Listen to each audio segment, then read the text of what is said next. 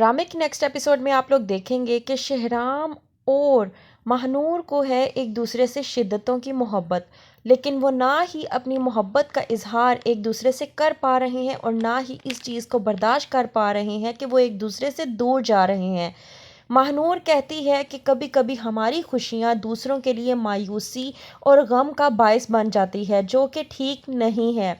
शहराम कहता है कि मैं समझ रहा हूँ कि महानूर को शायद इस बात का अंदाज़ा हो गया है कि मैं बहुत ऊंचाइयों पे रहने वाला हूँ और वो ज़मीन पे रहने वाली। शायद इस वजह से वो ख़ुद को मुझसे दूर करने की कोशिश कर रही है, क्योंकि वो जानता है कि माशरा हम दोनों को एक नहीं होने देगा।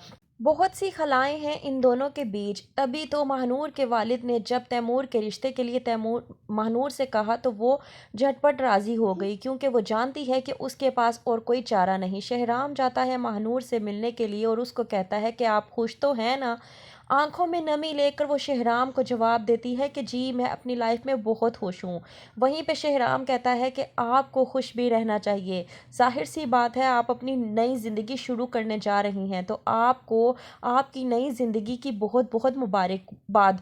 और वैसे भी मैं चाहता हूँ कि आप हमेशा खुश रहें।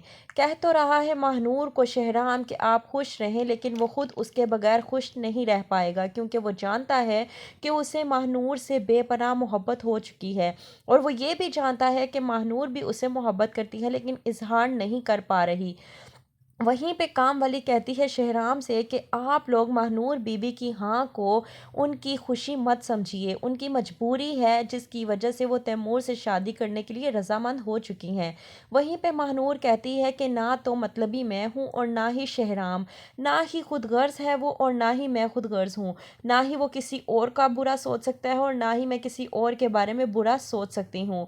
वहीं पे शहराम कहता है कि आप अपनी नई ज़िंदगी शुरू करने जा रही हैं, आपको बहुत बहुत मुबारकबाद। वहीं पे कबीर कहता है कि इतनी आसानी से मैं महानूर को नई ज़िंदगी शुरू करने नहीं दूंगा, उसने मेरे साथ जो किया वो मैं भूला नहीं हूँ।